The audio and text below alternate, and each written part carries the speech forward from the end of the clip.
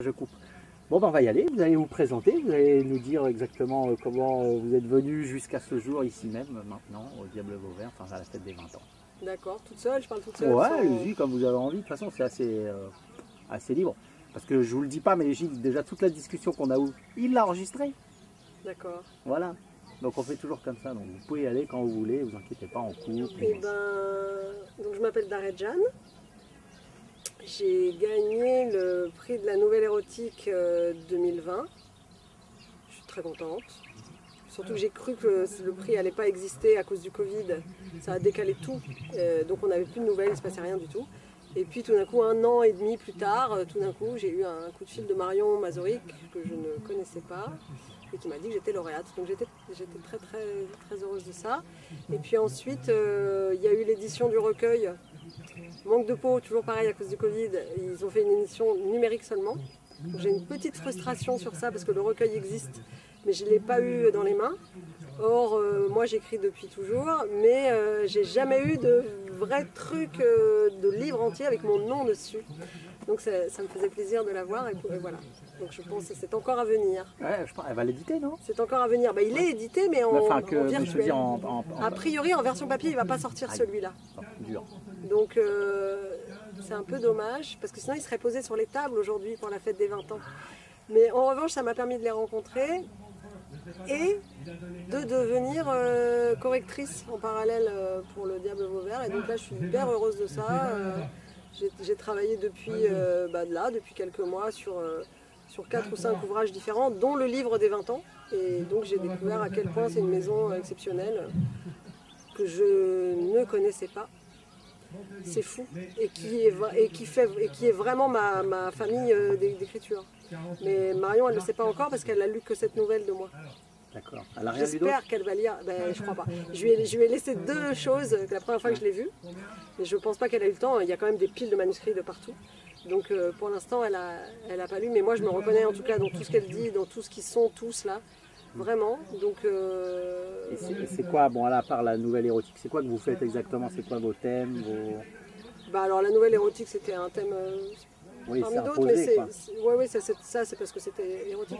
Mais c'est vrai que j'ai toujours travaillé, j'ai toujours écrit sur les tabous, sur les non-dits, et puis voir dans quelle mesure on peut faire de la littérature avec tout, en fait, avec n'importe quelle matière la plus vile qui soit, et sans aucune limite. Donc c'est pour ça que j'ai écrit un truc qui s'appelle Bout à bout, qui parle de ça. Et j'en ai fait un spectacle. Et j'aimerais bien que ça devienne un livre du Diable Vauvert, par exemple, ça serait super. Et sinon, j'ai écrit plein d'autres choses. Ce que je reconnais dans ce que dit Marion, c'est de pas justement se retrouver dans des catégories. Donc, et moi, à chaque fois que j'ai écrit quelque chose, ça n'a jamais été un roman qui soit un pur roman, ou un poème qui soit un pur poème, ou un truc de SF qui soit que de la SF. Donc j'aime beaucoup cette idée que la littérature, c'est la littérature en fait. Quels que soient les genres qu'on traverse, et quel que soit le contenu, et quel que soit le style. Et là, donc en tant que correctrice pour le Diable, du coup, je découvre leur catalogue. Ouais, vous avez corrigé quoi alors pour l'instant? Pour l'instant, j'ai des choses qui vont sortir sûrement. J'ai corrigé Hercule 1959. J'ai adoré ce livre d'Antoine Martin. J'ai eu le temps de lui dire et il est mort juste avant la parution du livre. Donc ça a été un choc. Je me réjouissais de le rencontrer. Mais j'ai rencontré ses textes, vraiment c'est magnifique. J'ai adoré ce livre. J'ai corrigé ça d'abord. Ensuite j'ai corrigé plutôt un essai, un récit sur la tauromachie qui s'appelle L'habit de lumière. C'est une réédition, c'est un peu différent. Mais c'était intéressant aussi pour moi de le faire, j'étais contente. C'était la validation un peu qu'ils avaient apprécié mon travail de correctrice puisqu'ils m'ont donné un deuxième. Le premier c'était un peu comme un essai. Et puis depuis j'ai corrigé le livre des 20 ans. Où là j'ai découvert à quel point c'était une maison formidable avec un catalogue d'auteurs incroyables. Donc là vraiment je suis très très contente. Et qu'il y avait cette fête des 20 ans et qui permet de rencontrer encore et vous faites des gens. On va dire de l'écriture, du spectacle et de la... Moi sinon je suis percussionniste aussi. Percussionniste. Donc ça c'est autre chose. Et gestionnaire, un peu productrice, j'ai une compagnie de spectacle de rue que j'administre à distance maintenant, parce qu'elle est à Paris, et dans laquelle j'étais percussionniste. Et aujourd'hui, je donne des cours, donc là maintenant je suis installée dans les Cévennes, donc je donne des cours de musique, des cours de cinéma aussi, parce que j'ai aussi travaillé comme scénariste. Et sinon, je suis surtout maman en ce moment, parce que j'ai une petite qui a 4 ans, et donc je me suis beaucoup occupée d'elle jusqu'à maintenant. Et maintenant qu'elle va à l'école, c'est un peu plus simple. Et donc c'est pour moi parfait de devenir correctrice et auteur, et de remettre l'écriture au centre de ma vie. Dans le métier, on m'appelle la veuve noire. Pourtant, je suis blonde de partout, même de peau. Et même mes yeux. Ma mère disait caramel, mais en vrai, ils sont blonds. Non, le surnom, c'est rapport à ma spécialité, les condamnés à mort. Leur dernière volonté, c'est moi. Ils ont 1 heure, juste avant leur exécution. Ils choisissent ce qu'ils veulent, à part la drogue. La drogue, c'est interdit. Normal, c'est l'État qui paye. Ben, croyez-moi si vous voulez, 43% demandent juste une clope ou une bouteille. 32% un bon gueuleton. 24% une pute. Le pourcent qui reste, c'est ceux qui veulent voir leur famille, leurs femmes, leurs mères, leurs enfants. Mais ils ne sont pas nombreux. C'est trop dur, tous ces cœurs déchirés. Alors qu'avec une pute, c'est l'oubli garanti. Et comme c'est que des blacks, ils veulent tous une blonde. La première fois, j'ai flippé. J'ai cru qu'il allait me tuer. Avec ses grosses mains, sa grosse bite et toute sa haine, il n'avait plus rien à perdre. Dès que le gardien a fermé la porte sur moi, j'ai vu son regard vriller. C'était comme s'il voulait se venger de toutes les humiliations qu'il avait subies dans sa vie. Je crois qu'il était innocent. Ils le sont presque tous. Il m'a traité de tout de suite. De chienne blanche, de sac à foutre, de trou. J'ai souri en retour, j'ai fait tomber ma robe à mes pieds, j'étais toute nue dessous, plantée sur des talons dorés de 10 cm. Et j'ai dit, ça va aller, je suis là pour toi, profite, demande-moi ce que tu veux. J'ai bien vu que ma blondeur nue le déstabilisait un peu, l'arrogance rose de mes tétons surtout.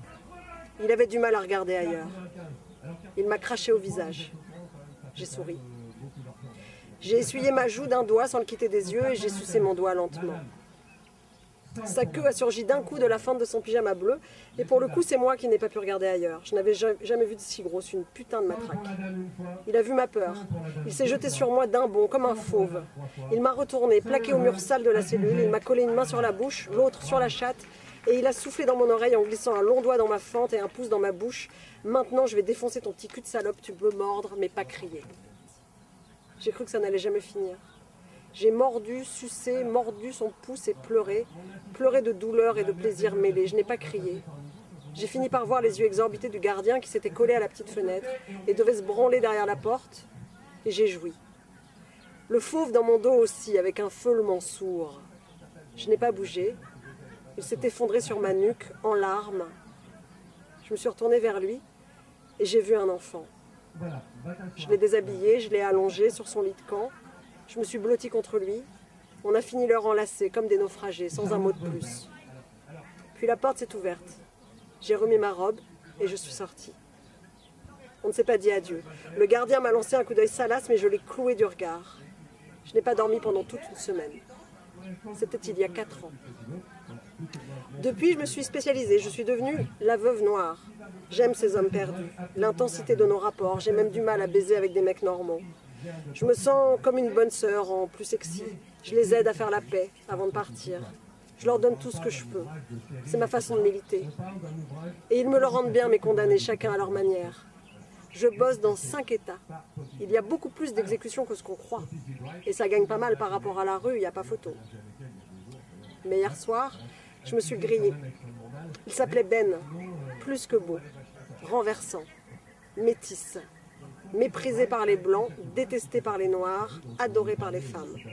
On l'a accusé du meurtre d'un mari jaloux, alors que c'est lui qui avait failli se faire trucider par le mec, qui par ailleurs était joueur, endetté, bref, règlement de compte, rien à voir avec Ben. 3 ans de couloir de la mort, et hier, fin de partie.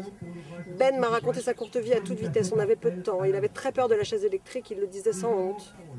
C'est lui qui m'a consolé, il n'a rien demandé, il m'a embrassé les paupières, il m'a caressé les cheveux, comme personne ne l'avait fait depuis mon enfance.